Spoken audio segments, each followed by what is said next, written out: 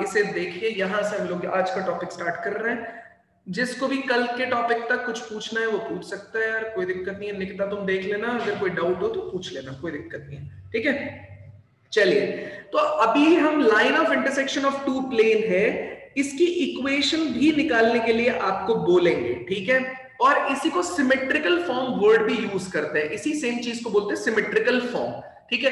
अब दिक्कत आएगी, आप मुझसे पूछोगे सर कि लाइन ऑफ इंटरसेक्शन क्या होता है, तो बोलूंगा देखो बेटा, मान लेते हैं आपके पास में ये एक प्लेन है, नीचे की तरफ बनाते हैं। मान लेते हैं आपके पास में ये एक प्लेन है, ठीक है। और दूसरा प्लेन मैंने आपको बोला कि यार आप ये वाला ले लो।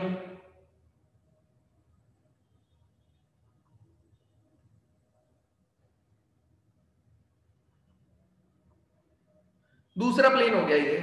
तो ये जो लाइन दे रखी है ना यार आपको, ये जो लाइन दे रखी है, ये कहलाएगी line of intersection of this plane one.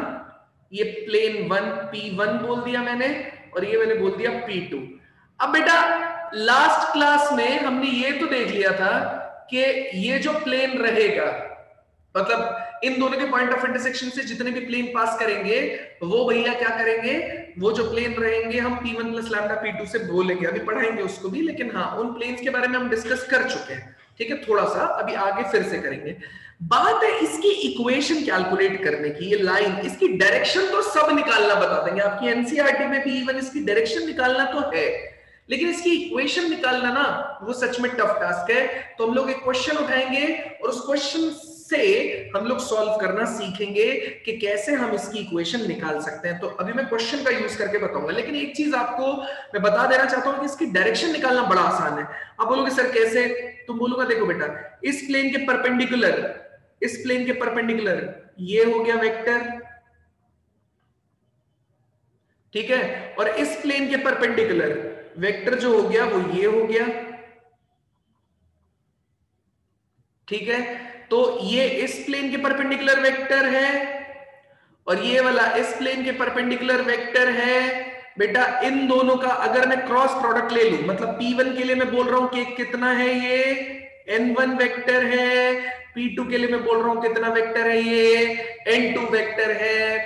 अगर मैं इन दोनों का क्रॉस प्रोडक्ट ले लूंगा तो बेटा ध्यान से देखना, इन दोनों का जो क्रॉस प्रोडक्ट रहेगा उससे जो मेरे को वेक्टर मिलेगा वो मिलेगा इन दोनों के परपेंडिकुलर। बट ये जो पैरेलल रहेगा, ये किसके पैरेलल रहेगा, इस वाली लाइन के पैरेलल रहेगा। आपको विजुअलाइज करने के लिए मैं दिखाना चाहूंगा आपके रूम की वॉल, ठीक है। आपके रूम पे एक वॉल इस तरीके से होगी, हम इस पे आ जाते हैं सिर्फ वीडियो वाले पे। देखो बेटा, एक वॉल आपके रूम में इस तरीके से होगी, दूसरी वॉल आपके यहाँ पे, मतलब फर्श को भी यूज कर सकते हैं, इसमें वॉल ना लेना चाहे तो हम लोगों ने फर्श ले लिया। कुछ ऐसा है, दोनों एक दूसरे के 90 डिग्री बना रहे हैं, तो ये कुछ ऐसा है, ठीक है। अब इस पे जो परपेंडिकुलर वेक्टर रहेगा वो ऐसा परपेंडिकुलर रहेगा इधर की तरफ, ठीक है। आप ऐसे बोलोगे, इस तरफ बाहर निकलता हुआ। और ये जो नीचे वाला प्लेन है, इस पे जो परपेंडिकुलर वेक्टर है वो इस तरीके से इस वाले प्लेन पे इस तरीके से परपेंडिकुलर रहेगा। आप देखो, अगर इन दोनों को मैं क्रॉस प्रोडक्ट निकालूंगा, अगर इन दोनों का क्रॉस प्रोडक्ट निकाला जाएगा बेटा, और ऐसे कर लेते हैं, इन दोनों का क्रॉस प्रोडक्ट अगर निकाला जाएगा तो ये वाला वेक्टर जो है और इधर की तरफ से ऊपर वाला ये जो वेक्टर है, इन दोनों का क्रॉस प्रोडक्ट निकाला जाएगा तो वो इन दोनों के परपेंडिकुलर होगा। तो एक डायरेक्शन ये दिखा रहा है, दूसरा डायरेक्शन ये दिखा रहा है, तो इनके परपेंडिकुलर या तो ये इस तरफ आएगा आपकी तरफ, या तो ये इस तरफ आएगा मेरी तरफ, और दोनों के परपेंडिकुलर रहेगा। तो अब ध्यान से देखें ना, अगर ये इन दोनों के एक का नॉर्मल वेक्टर ये आया, दूसरे का नॉर्मल वेक्टर ये आया, अगर यहां से परपेंडिकुलर निकालेगा तो ये ऐसे जाएगा आपकी तरफ, ये ऐसे जाएगा इधर, या तो ये ऐसे जाएगा। लेकिन ये ध्यान से देखेंगे तो इस लाइन के पैरेलल ही होगा। आप अपने रूम में दो लकड़ी लेके एक ऐसे खड़ी कर दीजिए और दूसरी लकड़ी ऐसे खड़ी कर दीजिए, दोनों का परपेंडिकुलर निकालेंगे तो इस तरीके से ये आता हुआ आपको दिखाई देगा। तो क्लियरली हम ये बोल सकते हैं कि अगर मैं 90s पे भी एक ट्राई करके देखता हूं, ये वाले पे भी, इसके अलावा मैं 90 डिग्री वाला ले लेता हूं एक बार, उसको बना के देखेंगे। तो एक प्लेन लिया मैंने ऐसा,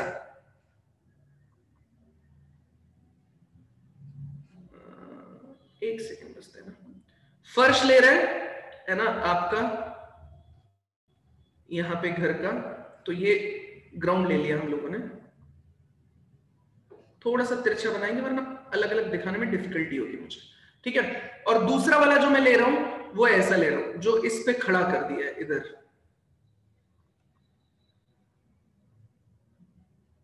ठीक है, और ये 90 हो गया। अब देखो बेटा, यहां से एक प्लेन गया, इसका परपेंडिकुलर ये आ गया,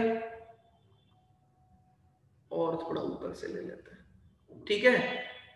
अभी इसका परपेंडिकुलर अगर मैं निकालने की कोशिश करूंगा तो इसका परपेंडिकुलर ये आ गया, ये आ गया। दोनों के परपेंडिकुलर के बीच में अगर मैं बोलूंगा कि ये प्लेन, कल ही तो सिखाया था मैंने, दोनों प्लेन के अगर मैं परपेंडिकुलर मतलब क्रॉस प्रोडक्ट निकालूं, n1 क्रॉस n2 निकालूं, तो बेटा मुझे ये वाला प्लेन आता हुआ दिखाई देगा, मतलब ये वाली लाइन आती हुई दिखाई देगी, ये वाला वेक्टर, या तो ये वाला वेक्टर या तो ये वाला वेक्टर जो उधर की तरफ जा रहा होगा, ये वाला वेक्टर, ठीक है, या तो मुझे ये वाला वेक्टर आता दिखाई देगा जो कि पैरेलल रहेगा किसके, ये जो लाइन दे रखी है इसके, ठीक है। अंडरस्टैंड करने की कोशिश करना, अगर नहीं आता है तो कोई दिक्कत नहीं है, मेरी बात मान लो, ठीक है। तो बस मैं ये बोलूंगा कि लाइन ऑफ इंटरसेक्शन की डायरेक्शन जो है वो मुझे कहां से मिल जाएगी, यहां से मिल जाएगी, किससे, n1 क्रॉस n2 से। तो मैं यहां लिख सकता हूं the direction of the line of intersection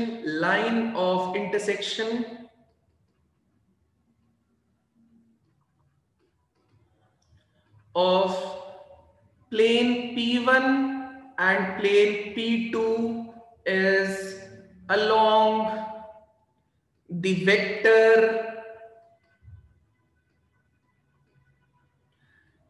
n1 cross n2, along the vector n1 cross n2 से हम लोग ये निकाल सकते हैं।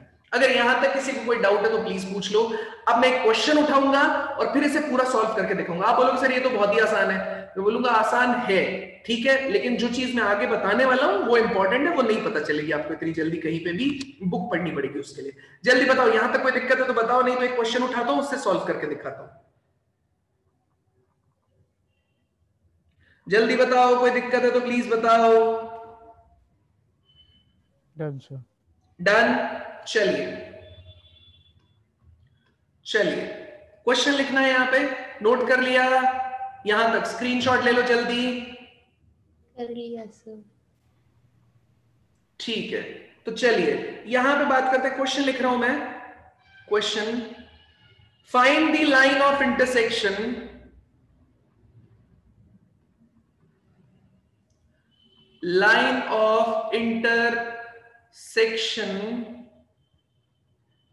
of planes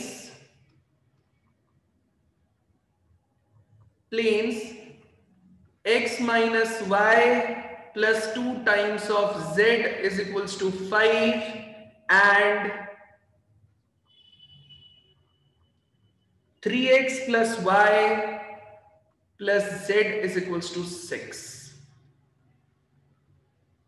Find the line of intersection of plane x minus y plus 2z is equals to 5. ये एक plane की इक्वेशन है, मैं ऑलरेडी आपको बता चुका हूं, और दूसरी है 3x plus y plus z is equals to 6.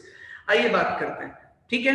चलिए तो बेटा देखो ध्यान से, बहुत ध्यान से देखना, अब मैं जो बताने जा रहा हूं उससे जेई का डायरेक्ट क्वेश्चन आता है, ठीक है। यहां से जेई का डायरेक्ट क्वेश्चन आता है जब भी पूछा जाएगा इस जगह से, तो समझने की कोशिश करना। इसी को बोला जाता है, इसी को मुझे दो हिस्सों में अगर तोड़ना होगा तो ये भी एक तरीका है इसे पूछने का, दूसरा तरीका है सिमेट्रिकल फॉर्म बता दो, इन दोनों प्लेन्स की symmetrical form, find the symmetrical form between the planes, ठीक है, वो भी एक तरीका है।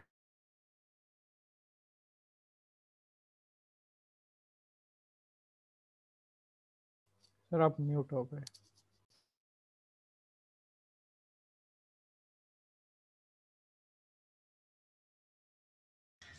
तो सिमेट्रिकल फॉर्म के नाम से भी ये आता है। अब बेटा जेई पूछेगा तो क्वेश्चन क्या क्वेश्चन है इसमें, ये बोलेगा find the line of intersection of the planes. कौन से प्लेन, एक प्लेन ये है भैया, दूसरा प्लेन ब्लू वाला है, इनका ये लाइन ऑफ इंटरसेक्शन मेरे को कैलकुलेट करना है, ठीक है जी।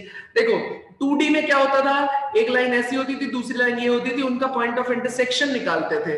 अभी प्लेन तो होता नहीं था 2D में, लेकिन यहाँ पे प्लेन है तो उनके बीच में लाइन ऑफ इंटरसेक्शन आएगा, पहली चीज।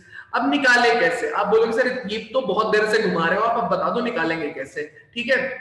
तो बेटा सबसे पहले मुझे इसे किस में कन्वर्ट करना पड़ेगा, इसके नॉर्मल वेक्टर निकालना पड़ेगा। तो एक प्लेन का नॉर्मल वेक्टर बेटा, अगर मुझे ये प्लेन दे रखा है CZ is equals to D दे रखा है या माइनस D दे रखा है, वो एक ही बात है।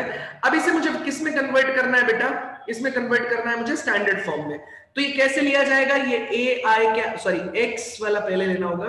तो xi cap plus yj cap plus zk cap dot product with कितना आएगा, ये ai cap bj cap ck cap. बेटा कुछ दिन बहुत ज्यादा इंपॉर्टेंट है और प्रोबेबिलिटी सबसे इंपॉर्टेंट चैप्टर है, मैं 11th से बताता आ रहा हूं आपको। कुछ दिन इसके बहुत ज्यादा इंपॉर्टेंट है वेक्टर 3D के, जो भी अगले 2-3 लेक्चर होंगे फाइनल लेक्चर्स वेक्टर 3D के, सच में बहुत इंपॉर्टेंट है थ्योरी वाइज। और प्रोबेबिलिटी वाला बहुत इंपॉर्टेंट सेक्शन है, गलती से भी क्लास मिस नहीं होनी चाहिए। X i cap y j cap z k cap और ये वाला, तो ये क्या हो गया, r dot n is equals to d, ऐसा ही हो गया ना, हाँ या ना। तो जो नॉर्मल वेक्टर रहेगा वो आपको कहां से मिलेगा, यहां से मिलेगा। अरे सही बोल रहा हूं या नहीं बोल रहा, सही बताओ। हाँ सर, है ना। तो इसको अगर मैं इसे कन्वर्ट करना चाहूंगा तो नॉर्मल वेक्टर कितना हो जाएगा, एक बात बताओ, x का कोएफिशिएंट a था, y का कोएफिशिएंट b था, z का कोएफिशिएंट c था, तो सीधे सीधे मैं नॉर्मल वेक्टर कितना लिख दूंगा, a i cap b j cap और c k कैप। सही बात नहीं है क्या, बोलो, है ना। तो इसका मतलब इस वाले में अगर p1 प्लेन ये है, कौन है p1 plane, x minus y plus 2z is equals to 5, इसका नॉर्मल वेक्टर कितना हो जाएगा आपके पास में, n1 is equals to 1 times of i cap minus 1 times of j cap plus 2 times of k cap. ये p1 प्लेन के case में हो जाएगा। तो ये x का कोएफिशिएंट यहाँ पे i के साथ, y का कोएफिशिएंट j के साथ, z का कोएफिशिएंट k के साथ, और ये 3x plus y plus z is equals to 6। तो p2 कितना है, 3x plus y plus z is equals to कितना हो जाएगा आपके पास में, ये 6। तो यहां से n2 वेक्टर सीधा सीधा निकाला जा सकता है बेटा। n2 कितना हो जाएगा, 3i cap plus 1j cap plus 1k cap. तो ये n1 वेक्टर हो गया, ये n2 वेक्टर हो गया। अब आप बोलोगे सर n1 n2 निकाल के आप क्या करना चाहते हो, मैं बोलूंगा मैं डायरेक्शन निकालना चाहता हूं। देखो मैंने अभी बताया था डायरेक्शन कैसे निकलेगा, n1 क्रॉस n2 का यूज करके। तो वेक्टर कितना हो जाएगा बताओ जरा, ये वेक्टर पैरेलल वेक्टर, डायरेक्शन मतलब पैरेलल वेक्टर ही तो हुआ, हमें लाइन चाहिए ना। लाइन के केस में दो ही चीज इंपॉर्टेंट होती है, पॉइंट और पैरेलल वेक्टर, क्योंकि लाइन की इक्वेशन याद करो कितनी होती है, r is equals to a plus lambda times of b।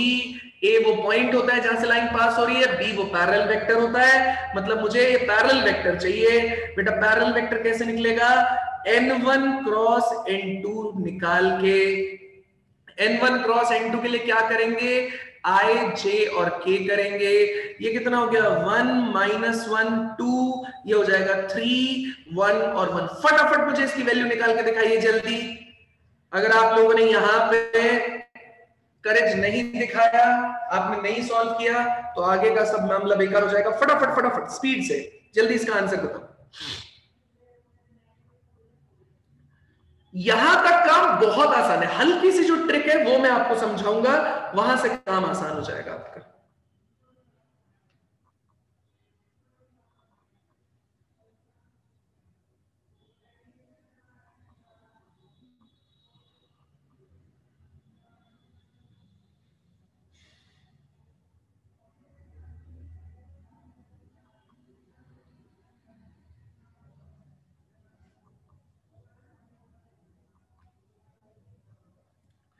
Nikita ने बोला -4i plus 4j plus 4k, भव्य ने बोला -3i प्लस 5j प्लस 4। अबे सबके अलग अलग कैसे आ रहे हैं, 3 लोग एकदम सेम आए, अंशुल का, भव्य का और चिराग का। निकिता तुम्हारे आंसर में गड़बड़ है क्या, चेक करना बेटा एक बार।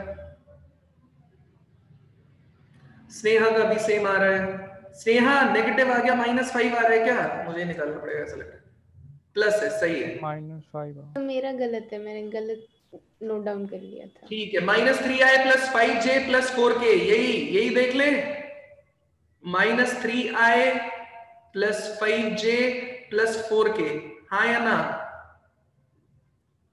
यस सर, सही है, मैं भी चेक कर लेता हूं। तो इसमें -5 -3 5 1 आ रखा है तुम लोगों का, तो 4 आ रहा है। क्या मैंने मिस्टेक कर दिया क्या लेने में कुछ, एक सेकंड देखो, 1 माइनस 1 2 सही है। इधर कितना है तो सही, कितना 3x plus Y plus Z है ना।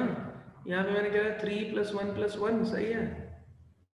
1 माइनस 1 2, तो 1 माइनस 1 2 3 1 1 यही आ रहा है क्या? सॉल्व कर देता हूँ मैं यार, क्योंकि मेरे पास जो आंसर लिखा है उसमें कुछ गड़बड़ है। इसका मतलब पहले मैंने कभी कैलकुलेशन एरर किया होगा। तो i टाइम्स ऑफ कितना हो गया ये ब्लॉक, ये कितना हो जाएगा -1 और ये कितना हो जाएगा -2। ठीक है, उसके बाद में कितना आ जाएगा आपके पास में, माइनस में j हो गया, ये ब्लॉक हुआ, ये ब्लॉक हुआ, तो ये 1 माइनस कितना हो जाएगा आपके पास में 6 सही था। उसके बाद में k हुआ, तो k वाले केस में देखिए ये ब्लॉक और ये ब्लॉक, ये कितना हुआ आपके पास में, ये हुआ 1 और ये कितना हुआ +3। एकदम सही है यार आपका, मतलब -3i। ठीक है, यहाँ पे कितना बन जाएगा -5, तो +5j और यहाँ पे कितना बन जाएगा 4k। एकदम सही है यार।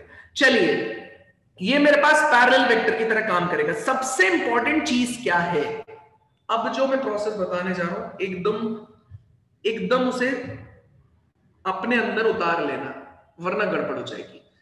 तो अब मुझे निकालना है बेटा पॉइंट। ठीक है, क्योंकि पैरेलल वेक्टर तो आ गया, पैरेलल वेक्टर आ गया, पॉइंट चाहिए मुझे।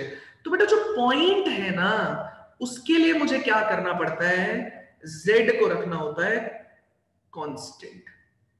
अब ये डिपेंड करेगा आपके आंसर को देख के, डिपेंड करेगा बेटा आपके आंसर को देख के कि किसको कांस्टेंट रखना है। कई जगह y को कांस्टेंट कर दिया जाता है दोनों प्लेन की इक्वेशंस में, कई जगह x को कांस्टेंट कर दिया जाता है, कई जगह इसे 0 कर दिया जाता है। मैं जनरल पॉइंट लेके काम कर रहा हूं, मैं z को कांस्टेंट रख रहा हूं, z को रख रहा हूं लैम्डा, और x और y को ट्राई करके इस लैम्डा की फॉर्म में ही लाना है मुझे।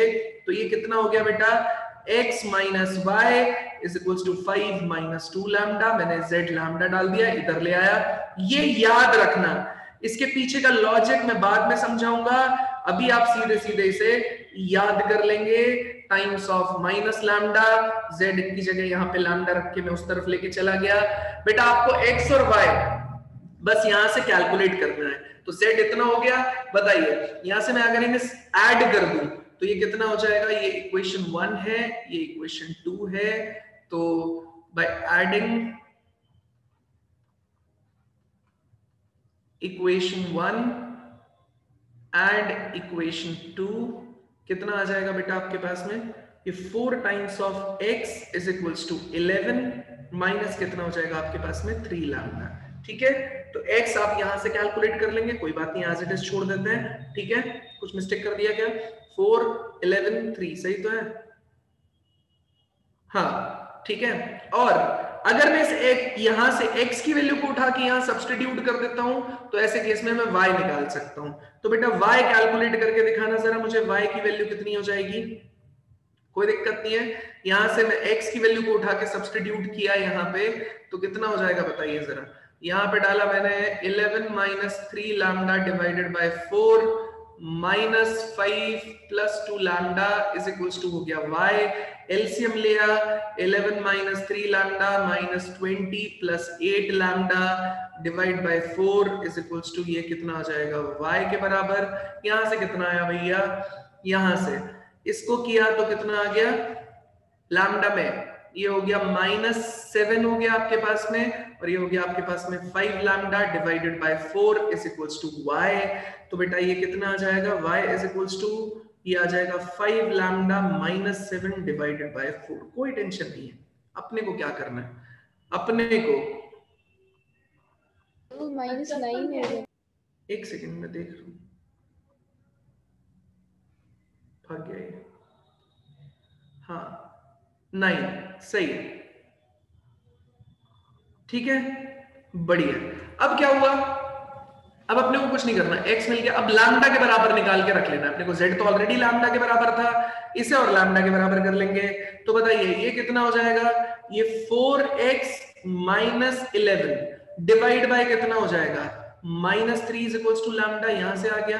और अगर मैं y कैलकुलेट करने की कोशिश करूं तो ये आ जाएगा 4y प्लस 9 डिवाइडेड बाय कितना हो जाएगा 5 इज इक्वल्स टू लैम्डा। सही है या नहीं है, यहां तक बताओ।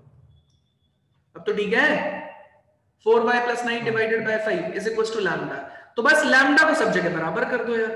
तो ये कितना हो गया, ये 4x - 11 divided by -3 is equal to, ये y वाला कितना हो जाएगा, ये भी लैम्डा के बराबर है 4y + 9 डिवाइडेड बाय 5, और यहां से ये हो जाएगा z - 0 डिवाइडेड बाय कितना आ गया बेटा 1 इज इक्वल टू लैम्डा।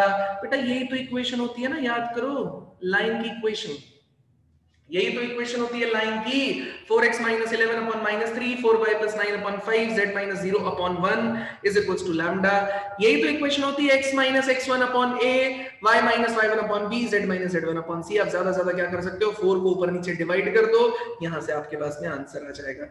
बताइए कोई दिक्कत है किसी को किसी भी तरीके से, तो यहां से बताइए कोई दिक्कत है किसी को किसी भी तरीके से इस कैलकुलेशन में, तो बताइए। अब मैंने क्यों किया है वो मैं समझाने जा रहा हूं, मैंने क्या किया है वो बता देता हूं, फिर क्यों किया है वो बता देता हूं। तो z इज लैम्डा आपने डाला, यहां पे z की जगह लैम्डा डाल दिया गया, आपने x इन दोनों को ऐड किया, वहां से x आ गया, x का रिलेशन आ गया, मैंने लैम्डा के बराबर निकाल लिया। फिर मैंने इसे क्या किया, इसमें x की वैल्यू को उठा के यहां डाल दिया, उसे सॉल्व किया, तो वहां पे y की वैल्यू आ गई, वहां से मैंने लैम्डा के बराबर कर दिया, ये भी लैम्डा के बराबर, ये भी लैम्डा के बराबर, ये भी लैम्डा के बराबर, इसको मैंने सबको बराबर कर दिया। तो ये इक्वेशन आ जाएगी किसकी, ये इक्वेशन आ जाएगी इस लाइन की, यहां पे इस लाइन की इक्वेशन यहां पे आ जाएगी। कोई इक्वेशन हो गई आपके पास। बताइए कोई दिक्कत है किसी को किसी भी तरीके से, तो प्लीज बताइए यहां तक। तो अब मैं पूरा एक्सप्लेन कर देता हूं आपको कि मैंने क्या किया है, कैसे किया है। सबसे पहले जब भी आपसे वो बोलेगा line of intersection of plane निकाल के दिखाइए, ठीक है, line of intersection of plane निकाल के दिखाइए, तो आप क्या करेंगे बेटा, सबसे पहले करेंगे आप ये नॉर्मल वेक्टर निकाल के n1 क्रॉस n2 निकालेंगे, जो मैंने किया। उसके बाद आप क्या करेंगे, z की वैल्यू को कांस्टेंट डाल देंगे, कोई भी लैम्डा डाल दो, ठीक है, 0 डाल के भी काम चल सकता था, 1 डाल के भी काम चल सकता था, 2 डाल के भी काम चल सकता था, ठीक है, तो उसके टेंशन लेने की जरूरत नहीं है। लैम्डा आपने डाल दिया, z इक्वल्स टू आपने डाल दिया लैम्डा, इक्वेशन में डाला, वहां से x और y निकालेंगे, लैम्डा के बराबर करके इक्वेट कर दो, ये आपके पास में सीधा सीधा आ जाएगा क्या, लैम्डा की इक्वेशन। अब तुम ध्यान से देखना, तुम बोलोगे सर इसमें मैंने इसका तो यूज ही नहीं किया है ना, तो उसका देखो ये, आप बोलोगे सर ये तो कुछ सीधा ही हो गया, मुझे ये तो यूज ही नहीं करना पड़ा है ना, तो उस चीज का भी अपना एक अलग फंडा है यार, वो आपने यूज नहीं किया। हाँ वही बता रहा हूं भव्य, वो आपने यूज नहीं किया, लेकिन उसका तरीका कुछ और है, उसका तरीका है सीधा सीधा,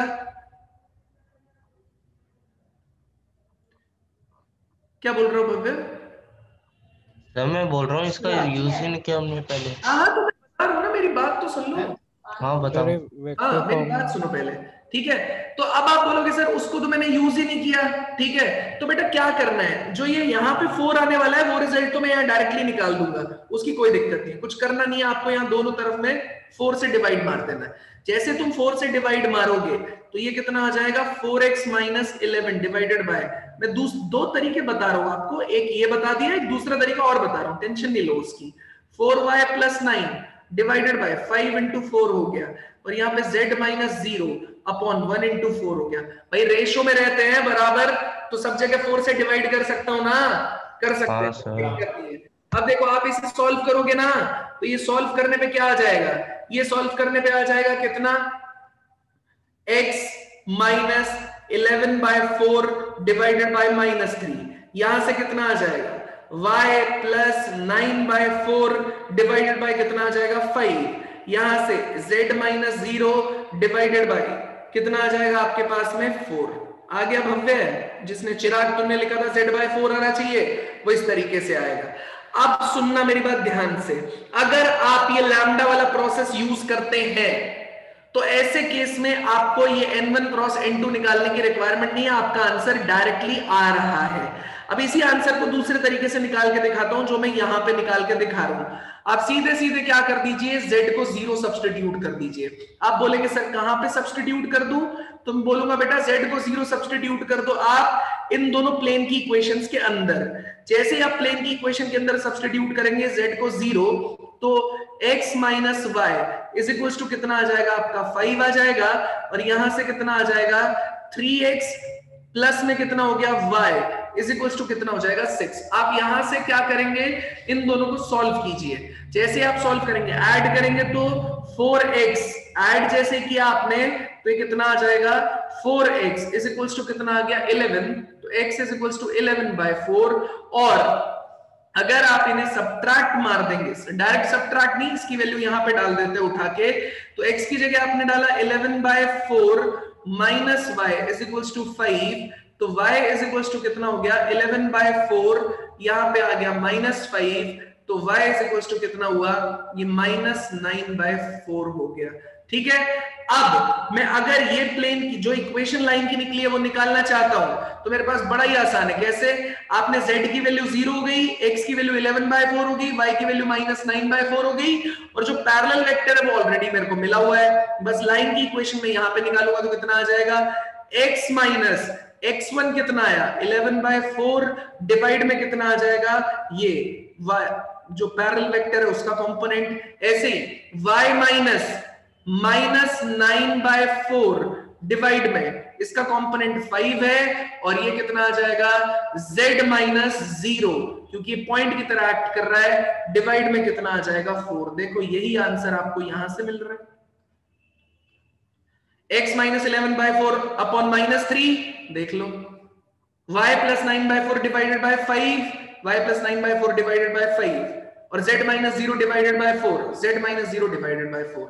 तो बेटा अगर आप चाहें तो इस मेथड को यूज कर सकते हैं, सेकंड मेथड को डायरेक्टली,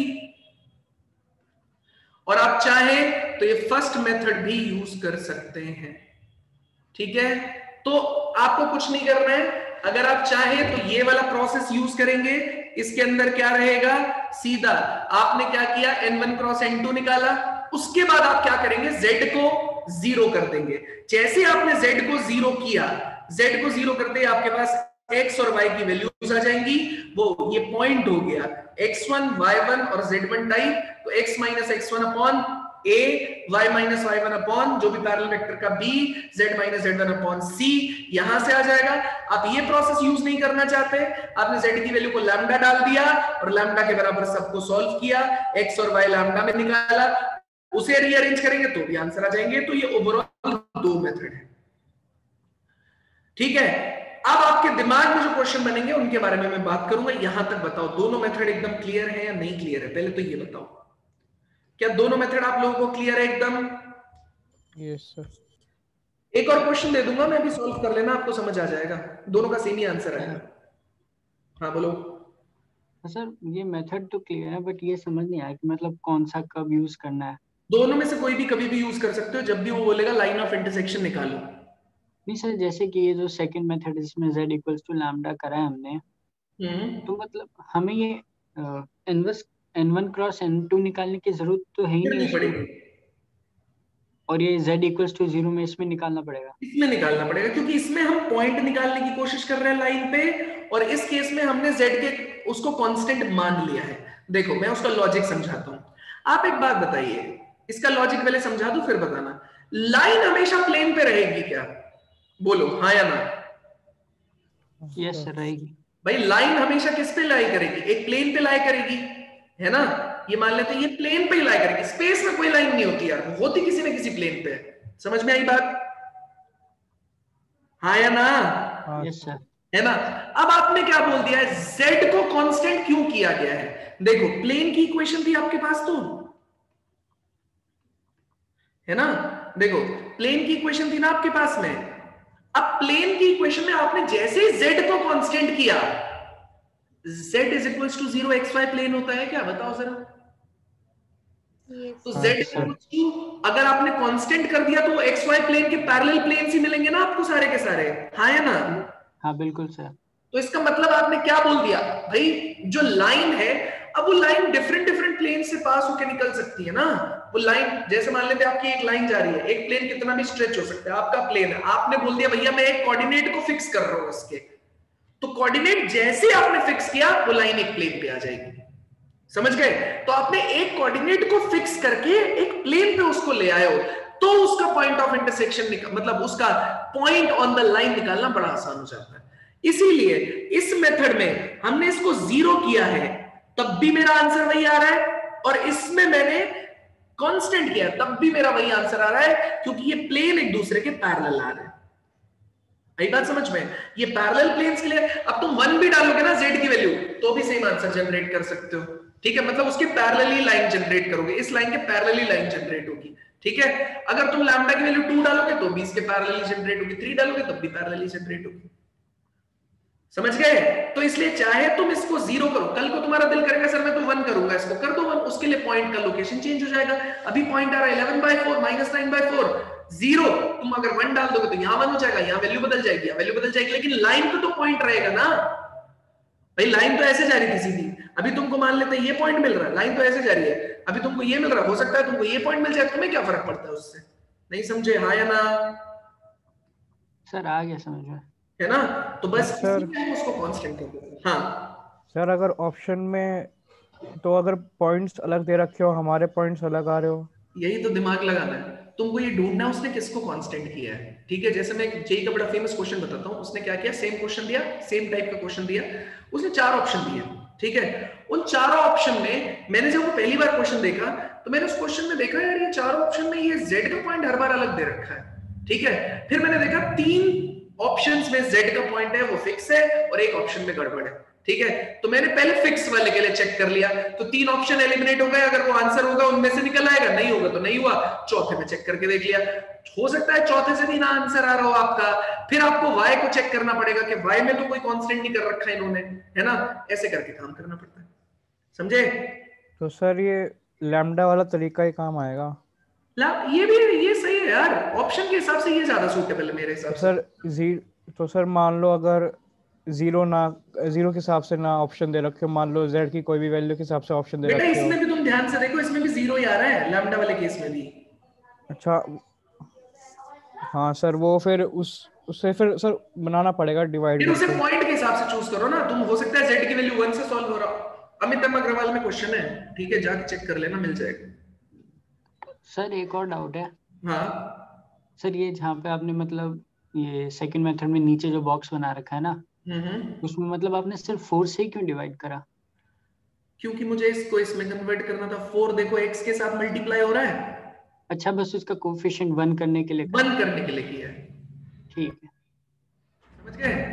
और कोई डाउट किसी को इसमें? नहीं तो अगला क्वेश्चन आप लोग मुझे सॉल्व करके दिखाएं। सर हो गया सर, बताओ। सर एक और चीज। हाँ तो जैसे मतलब हम 4 से डिवाइड करने के बजाय किसी और से डिवाइड करते हैं, तो भी करेक्ट ही होता ना? आंसर करेक्ट होता लड़के, लेकिन फिर मैं इसे इसका कन्वर्जन नहीं दिखा पाता, मतलब ये वाला और ये वाला सेम नहीं दिखा पाता। मैं ये बोलना चाहता था कि दोनों सेम ही आएंगे, दोनों मेथड यूज करके आंसर सेम आ रहा, मैं ये दिखाना चाहता था उसको। सही है, आंसर में कोई गड़बड़ नहीं है। ठीक है, लेकिन सर फिर जैसे ये जो हमारे कोएफिशिएंट आ रहे हैं जो डिनोमिनेटर में -3, 5 और 4, तो फिर तो हमारे उसके आ रहे हैं ना जो मतलब हमने n1 क्रॉस n2 निकाला था। हाँ तो देखो ना, इसमें भी आ गए ना भाई, -3, 5 और 4 नहीं आ गए इसमें। हाँ तो अभी सर वो तो 4 से डिवाइड कर रहे हैं इसलिए ना, मतलब वो इसलिए है ना बेटा, क्योंकि उसको मैंने लाइन और पॉइंट में कन्वर्ट किया। पहले मैंने लिख दिया था, देखो हुआ क्या होगा, ये 4 ऊपर से निकल के -3/4 बना होगा, वो ऊपर वाला 4 -5/4 बना होगा और ये 1 बना होगा। तो मैंने बताया था ना, एक पैरेलल एक वेक्टर अगर दे रखे तो उसके डायरेक्शन रेशियोज तो इनफाइनाइट हो सकते हैं। हाँ सर, रेशियो तो इनफाइनाइट हो सकते हैं, है ना? तो वही सेम चीज तो है यहाँ पे। सर वो तो ठीक है, लेकिन फिर मतलब अगर हमने किसी और से डिवाइड कर दिया 4 के अलावा, किसी और से डिवाइड, बताओ किससे डिवाइड करना चाहते हो तुम? तो कोई भी नंबर ले लो 4 के अलावा। 4 के अलावा तो देखो अभी क्या चल रहा है, 4x - 11 बाय कितना है सर 2 से कर दो, 2 से ले लो। 4x - 11 बाय -3 डिवाइड बाय 2 किया ना तुमने इसको, तो इंटू 2 हो गया। ठीक है, अगला बताओ क्या चल रहा है यहाँ पे, ये चल रहा है 4y + 9 डिवाइडेड बाय 5, तो ये हो गया 4y + 9 5 इंटू 2 हो गया, और z - 0 डिवाइडेड बाय 1 इंटू 2 हो गया। बताओ इसमें क्या दिक्कत है? सब जगह डिवाइड हो तो क्या, ये लिख के छोड़ दो, क्या दिक्कत है? सर हाँ सर फिर मेथड कौन सा यूज करें सर, लैम्डा वाला फिर 0 वाला? कोई भी यूज कर भाई, अगर बाय चांस ऑप्शन दे रखे हैं कुछ भी यूज कर, सही है सर। बट वो अगर उससे अलग अलग पॉइंट्स आ गए, तो जैसे अगर हम 0 वाला ले रहे हैं, देखो अगर सब्जेक्टिव क्वेश्चन है कुछ भी यूज करो, ऑब्जेक्टिव क्वेश्चन है तो चेक कर लो ना 4 ऑप्शन में कि Z में क्या डाल रहा है वो। सर Z2 चेक करने को कह रहे हो क्या? हाँ Z को चेक कर लो ना। अच्छा मतलब सर वो जहाँ पे अगर जीरो Z होगा, से आंसर मैच हो रहा है तो बहुत बढ़िया, किसी न किसी से तो मैच होएगा ही, तुम Z को चेक कर लो ना 4 ऑप्शन के लिए। हाँ तो सर आप ये कह रहे हो कि जहाँ पे जैसे 0 दे रखा है, जैसे इसमें Z-0 था, तो इसको यहाँ पे आपने सब्स्टिट्यूट किया था क्या 0, इसलिए? हाँ तो अगर तुम्हारा ऑप्शन ये होता, ठीक है, तो तुम क्या करते, Z की जगह 0 सब्स्टिट्यूट करके XY सॉल्व कर लेते, देख लेते ये पॉइंट आ रहा है या नहीं। अच्छा वो ऑप्शन से चेक और क्या, करोगे? ऑप्शन से सीधा हो जाएगा ना सॉल्व। ठीक है सर। ठीक है। और किसी को कुछ पूछना है? ध्रुव क्लियर हुआ लड़के? हाँ सर हो गया। सर ये 0 तो आएगा ना, मतलब किसी न किसी में तो, मतलब इक्वेशन में से 0 ये आएगा ना, मतलब नहीं यार 1 भी हो सकता है लड़के, यहाँ पे यही तो मैं समझा रहा हूँ। अच्छा वो रैंडम पॉइंट है ना पता कोई? चलेगा क्यों? वो रैंडम पॉइंट है ना कोई, मतलब खुद से लिया ना, लेट करा है? हाँ ठीक है। ठीक है। दो अगला क्वेश्चन दो आप लोगों को सॉल्व करने के लिए। दे दो। हाँ सर ये क्वेश्चन दे दो। सर दे दो। क्वेश्चन है find the line of intersection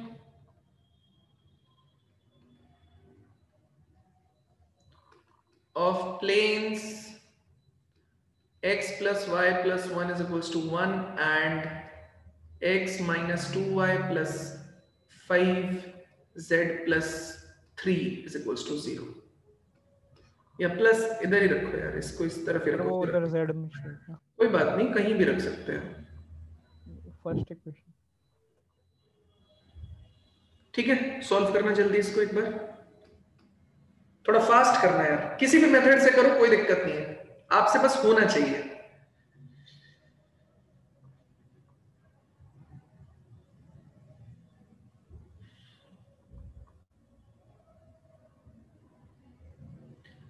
equation of line of intersection निकालना है मेरे को, लाइन का मतलब इक्वेशन है,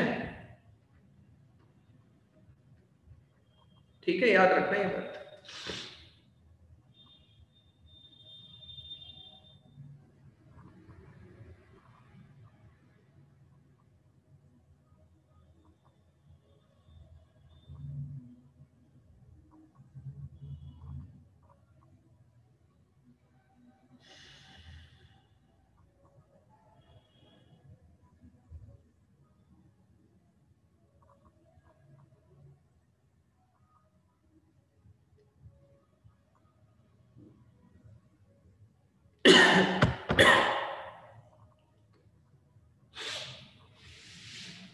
अनंत क्या निकाल दिया ये?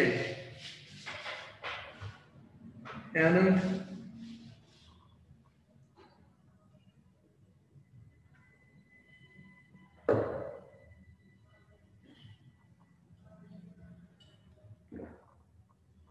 हो गया?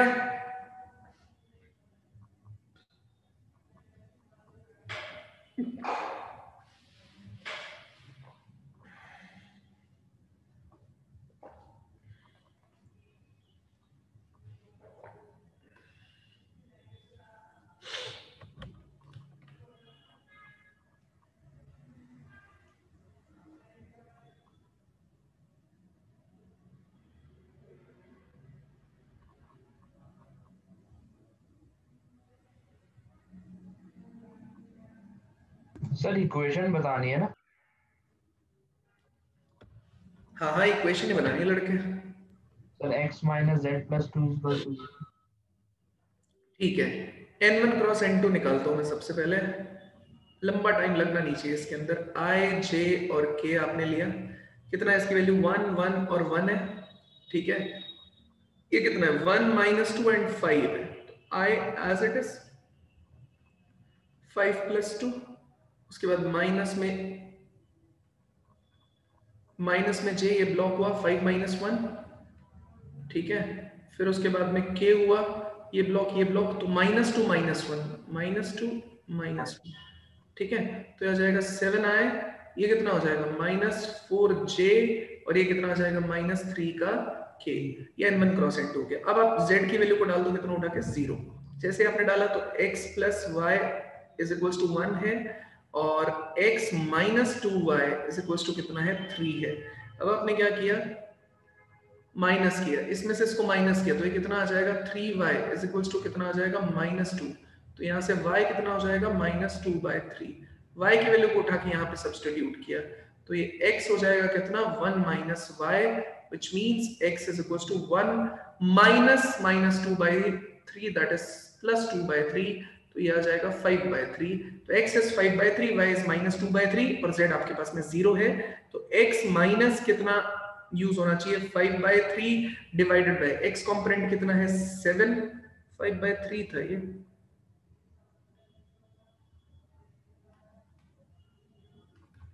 ठीक है, इसी तरीके से y माइनस माइनस कितना हो गया +2/3 डिवाइड में कितना आ जाएगा आपके पास में -4। ठीक है, और z माइनस कितना हो जाएगा 0 डिवाइड में कितना आ जाएगा आपका -3। सर हाँ सर इसमें एक बार z को 1 लेके सॉल्व करके दिखा दो, फिर कैसे इक्वेशन सॉल्व करेंगे? अरे 1 लेके कैसी बात कर रहे हो, पागल हो गए? 1 डालेंगे तो 0 खत्म हो गया, कैंसिल। अच्छा है ना। तो वही पासिंग पॉइंट। उसके बाद ये 5 हो जाएगा, ये इस तरफ जाएगा तो -2 हो गया। अच्छा सर। नहीं हाँ हाँ सिंपल। अच्छा सर ठीक है। हाँ भाई आदि क्या बोल रहे हो तुम? ये सर वो पासिंग पॉइंट ही चेंज हो जाएगा ना जो चाहिए होता है। क्या हो जाएगा सर वो जो गिवन पॉइंट होता है ना वो ही चेंज हो जाएगा। समझा नहीं क्या बोल रहे हो? सर जो गिवन होता है ना पॉइंट लाइन पे x1 x2 x3 वो x1 y1 z1 वाला। हाँ उसका क्या हो जाएगा? सर वो चेंज नहीं हो जाएगा अगर चेंज हो जाएगा तो क्या दिक्कत है? z के हमेशा 0 डालना z। भाई तुम जो बोल रहे हो आदि, अगर पॉइंट चेंज हो जाएगा, अभी मान लेते मुझे ये पॉइंट मिल रहा था, अभी ये मिल जाएगा, क्या दिक्कत है? पैरेलल वेक्टर तो सेम है। हाँ अरे सर मैं भी तो ये कह रहा हूँ। तो तुम सपोर्ट कर रहे हो कि मेरा स्टेटमेंट, ये बोल रहे हो? हाँ मैं तो ये कह रहा हूँ सर, मैं ये थोड़ा ना करूँ, ऐसा क्यों होगा, मैं कह रहा हूँ यही तो होगा। ठीक है सर हाँ सही बोर्ड में आता है? नहीं अच्छा ये आता है बस कि लाइन ऑफ इंटरसेक्शन किस डायरेक्शन में निकलेगी। ठीक है सर। PR का पार्ट है क्या? तो ये सिर्फ जेई का पार्ट है? हाँ ये सिर्फ जेई का पार्ट, इक्वेशन निकालना सिर्फ जेई का पार्ट है। बड़े आगे यस चलिए आगे बढ़ते हैं यार। नेक्स्ट लिखेंगे आप सब लोग, अरे कहां गई फाइल? हाँ भाई नेक्स्ट लिखिए angle between line and a plane. Sir वैसे कितना है और क्या चैप्टर कितना है और वैसे? अभी है 2-3 लेक्चर का। विनीत विनीत अनम्यूट करो बच्चे। विनीत तुम, मेरी आवाज आ रही है विनीत? विनीत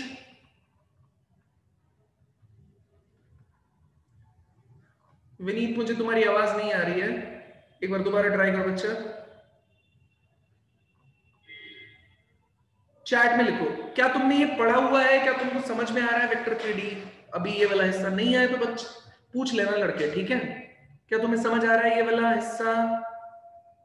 कुछ गड़बड़ है, कुछ डाउट है तो तुम पूछ सकते हो। तुम्हारी आवाज नहीं आ रही, चैट में लिख दो, चैट में लिखो। चलिए विनीत तुम्हारे मैसेज का वेट कर रहा हूं मैं, चैट में लिखो।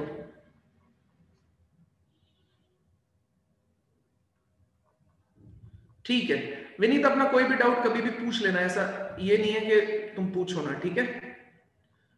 लाइन एंड प्लेन की बात चल रही है यार।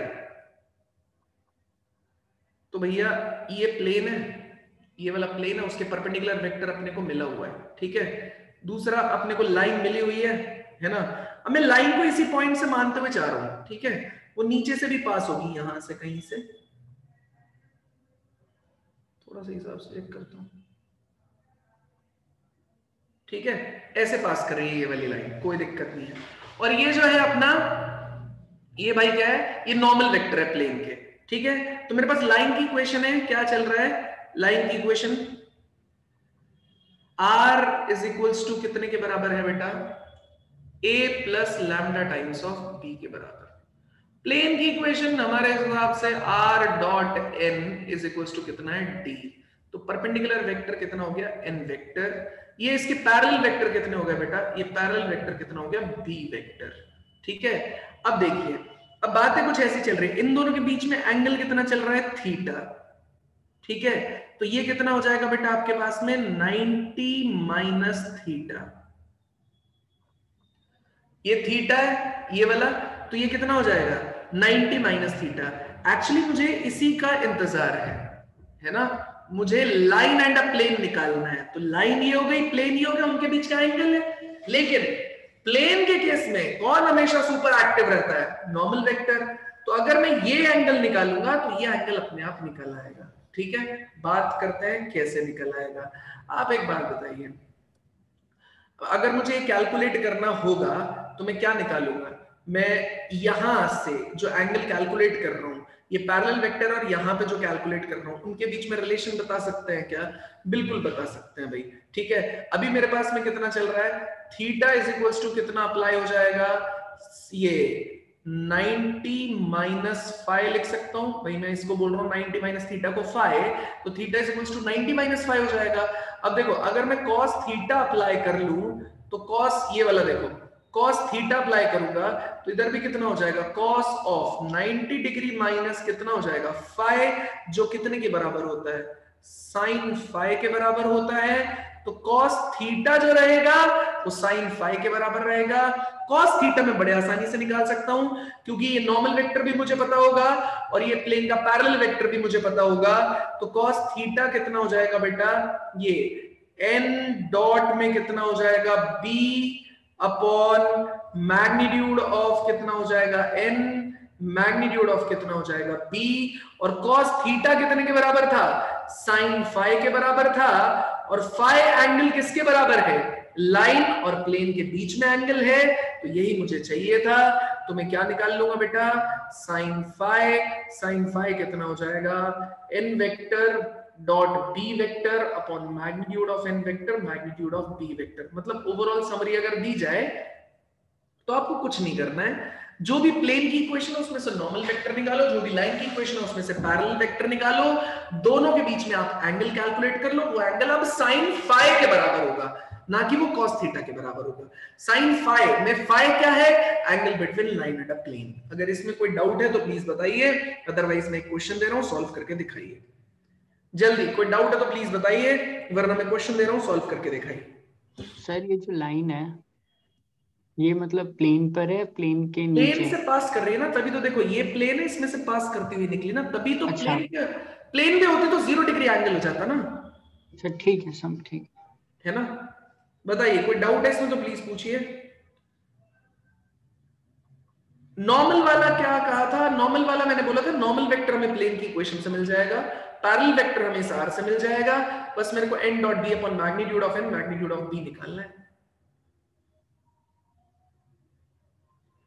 हाँ, थीटा नॉर्मल और लाइन के बीच का एंगल है, नॉर्मल वेक्टर और लाइन के बीच का एंगल थीटा है, और फाइव है लाइन और प्लेन के बीच का।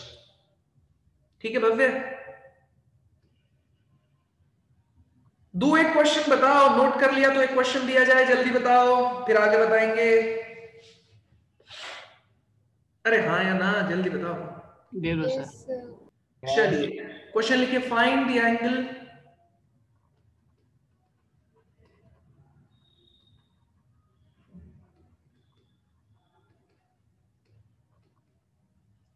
find the angle between the lines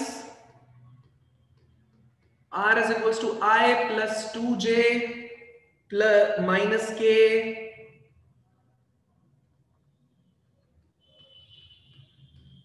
plus lambda times of I minus j plus k and the plane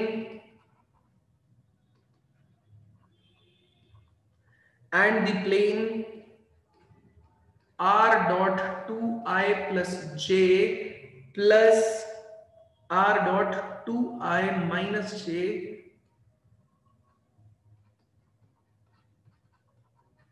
plus k is equals to 4। Solve करो। Angle between the line, lines नहीं होना चाहिए, line and a plane होना चाहिए। तो angle between line and the plane, I plus 2j minus k plus lambda times of I minus j plus k, and the plane r dot 2i minus j plus k is equals to 4.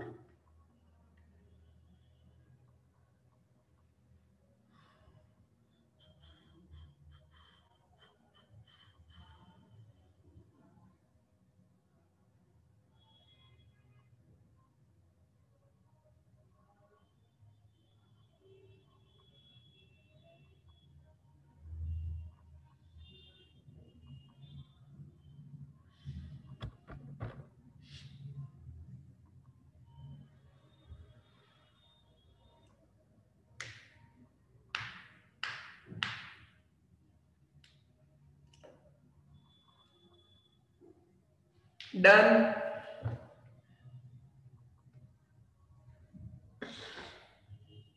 Nikita बढ़िया, अंशुल बढ़िया।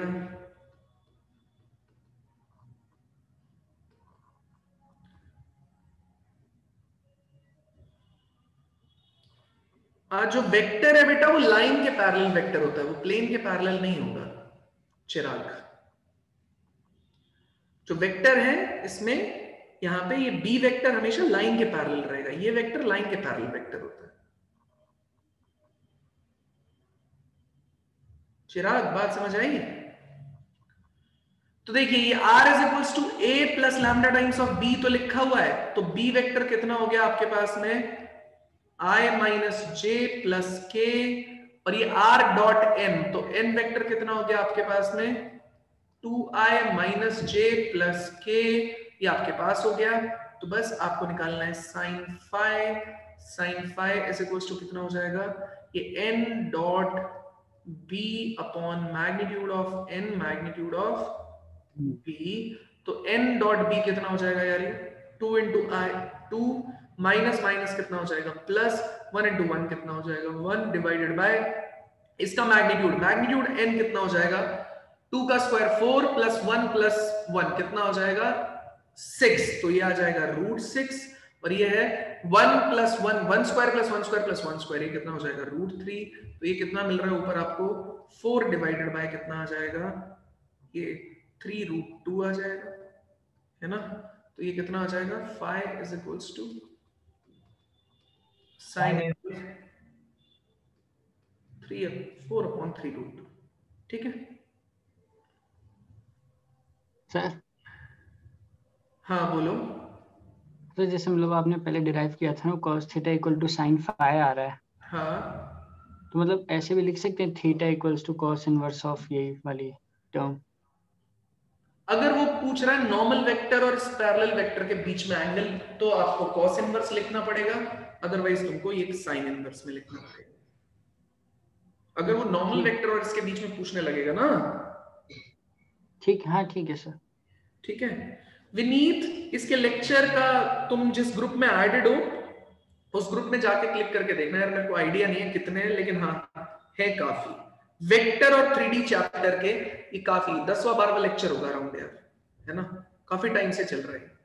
ठीक है चलिए next heading लिखिए, next heading लिखिए बेटा, equation of plane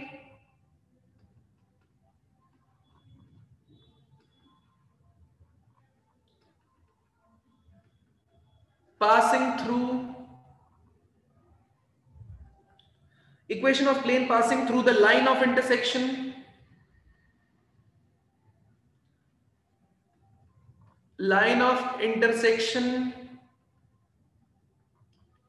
of two planes,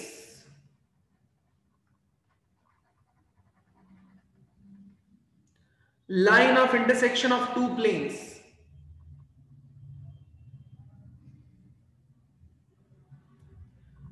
equation of plane passing through the line of intersection of two planes. तो बेटा कुछ नहीं है, सिंपल सा टास्क है। अगर एक प्लेन मेरे को दे रखा है ऐसा,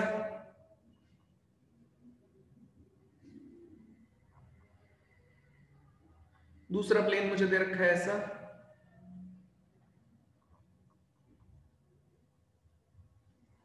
ठीक है, तीसरा प्लेन इसने बोला कि ऐसा मिला हुआ है आपको,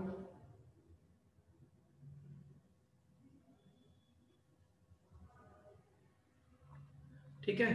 तो भाई ये 3 प्लेन है, एक को मैंने बोल दिया P1, ये P1 प्लेन है, ये P2 प्लेन है, ये दोनों गिवन प्लेन है, ये भी मेरे को गिवन है और ये भी मेरे को गिवन है। अब मेरे को एक P3 प्लेन है जो कि मुझे निकालना है, ठीक है। तो ये फैमिली ऑफ प्लेन का पार्ट है यार। जैसे फैमिली ऑफ लाइन में हमने क्या बोला था आपसे, फैमिली ऑफ लाइन में हमने बोला था एक लाइन ऐसी है, दूसरी लाइन ऐसी है, और इन दोनों के पॉइंट ऑफ इंटरसेक्शन से अगर तीसरा लाइन पास करेगा तो इसकी इक्वेशन निकाली जा सकती है। अगर ये L1 is equals to 0 है, ये L2 is equals to 0, तो ये हो जाएगा L1 plus lambda times of L2 is equals to 0। Same चीज 2D में लाइन, 3D में प्लेन का काम कर रहा है। मतलब 2 प्लेन दे रखे हैं आपको, एक प्लेन कौन सा दे रखा है बेटा, ये प्लेन है आपका P1 प्लेन है, ये P2 प्लेन है। ये P1 प्लेन और P2 प्लेन के लाइन ऑफ इंटरसेक्शन से, ये होती है लाइन ऑफ इंटरसेक्शन, अभी बताया था, लाइन ऑफ इंटरसेक्शन से तीसरा प्लेन पास कर रहा है, दैट इज P3। तो ये है मेरा P1, ये है मेरा P2, इन दोनों के लाइन ऑफ इंटरसेक्शन से तीसरा प्लेन पास कर रहा है, दैट इज P3। अब मुझे P3 की इक्वेशन निकालनी है, तो P3 कैसे निकाला जा सकता है, P1 plus lambda times of P2 is equal to कितना करना पड़ेगा बेटा, 0। P1 plus lambda times of P2 is equal to 0। जैसे ही आप इसे करेंगे, वहां से फिर कोई ना कोई क्वेश्चन में कंडीशन मिली होगी जिसका यूज करके मैं क्या निकाल पाऊंगा बेटा, लैम्डा निकाल पाऊंगा। बस उस लैम्डा की वैल्यू को उठा के यहां सब्स्टिट्यूट कर देना, आपका प्लेन P3 की इक्वेशन आ जाएगी। वो ऐसे देगा जैसे मान लेते हैं कि a plane is passing through the line of intersection of plane P1, this equation, P2 that equation, and also that plane is perpendicular to some other plane, ये कंडीशन हो गई, या that plane is parallel to some other plane, ये दूसरी condition हो गई, या that plane from that plane a line is passing or the line is lying on that plane, तो कंडीशन कुछ भी हो सकती है। जैसे कंडीशन मिली, आपने कंडीशन अप्लाई किया, लैम्डा की वैल्यू आई, आपने लैम्डा की वैल्यू को सब्स्टिट्यूट किया, आंसर आ गया। बताओ कोई दिक्कत है किसी को किसी भी तरीके से, तो बताओ। नहीं है तो एक क्वेश्चन देता हूं, जल्दी बताओ।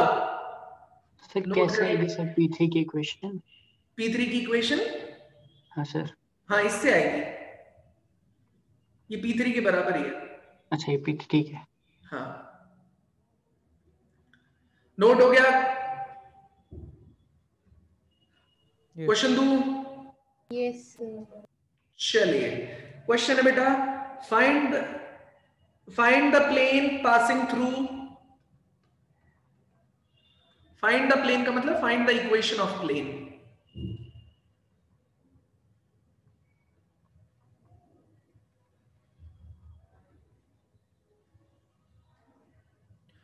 Find the equation of plane passing through the intersection of plane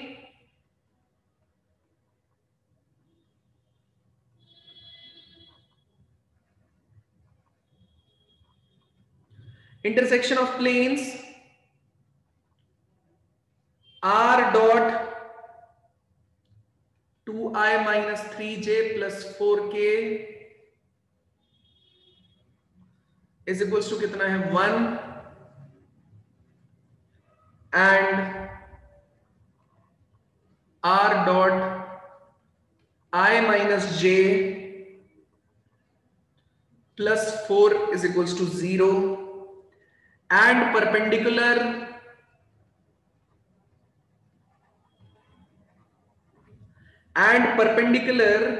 to r dot 2i minus j plus k is equals to minus 8. Find the equation of plane passing through the intersection of the plane r dot 2i minus 3j plus 4k is equals to 1 and r dot I minus j plus 4 is equals to 0 and perpendicular to r dot 2i minus j plus k is equals to minus 8। फटाफट solve करके दिखाइए।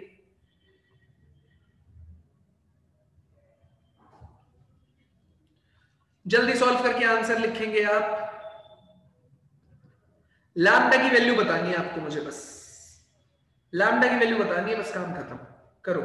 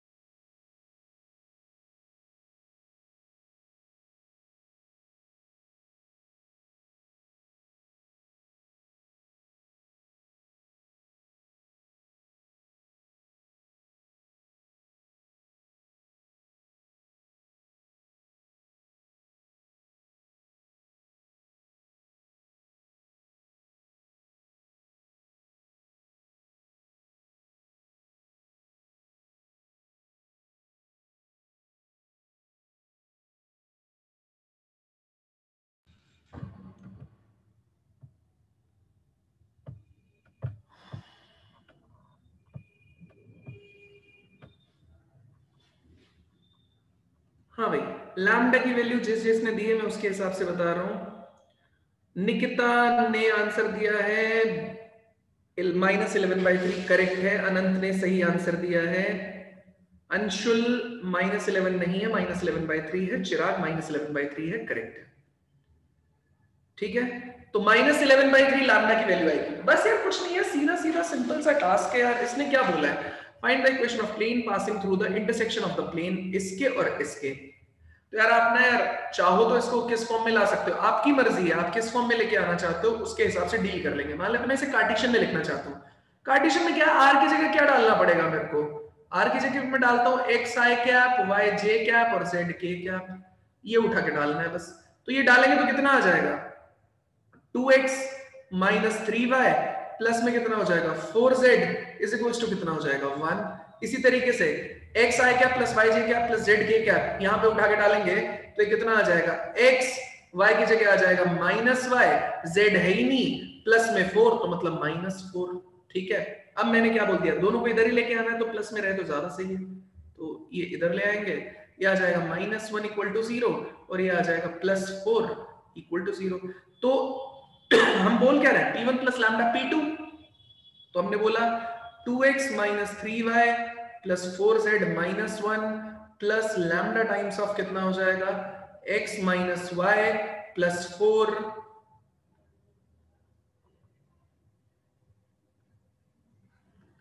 Equal to कितना हो गया 0। तो this plus lambda times of this is equal to 0 and perpendicular to this quantity. Perpendicular to this quantity का मतलब कितना हुआ यार, अब परपेंडिकुलर है तो भैया इसका जो नॉर्मल वेक्टर रहेगा और इसका जो नॉर्मल वेक्टर रहेगा उसका डॉट प्रोडक्ट कितना होना चाहिए, 0 होना चाहिए।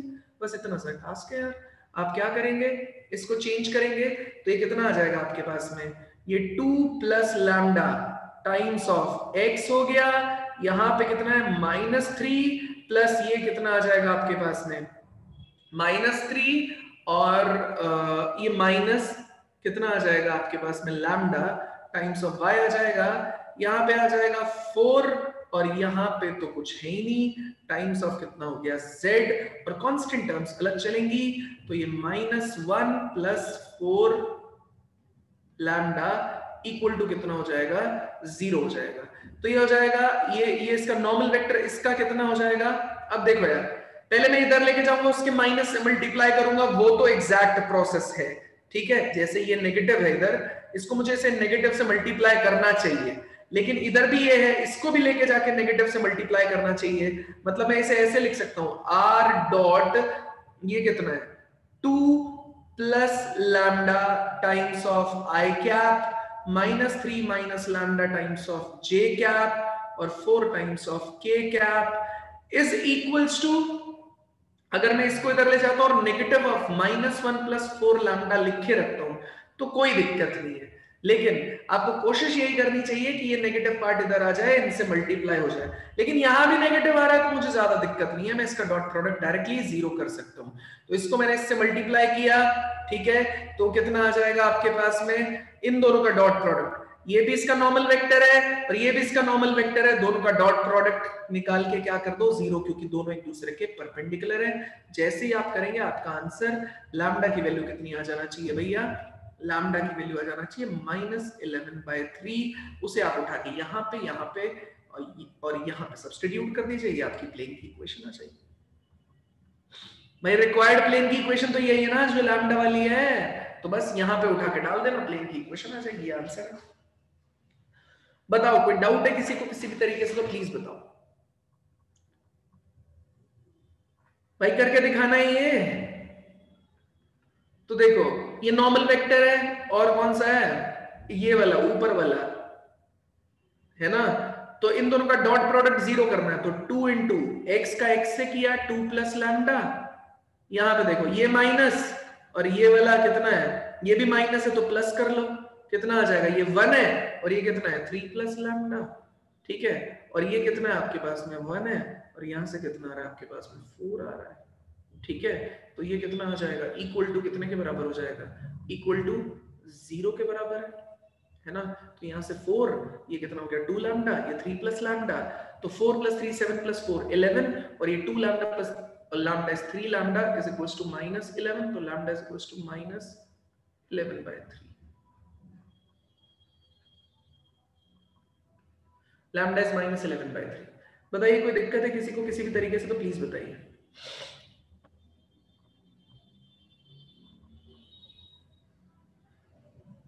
बताओ। नहीं, चलिए कोई दिक्कत नहीं है, कोशिश करेंगे अगले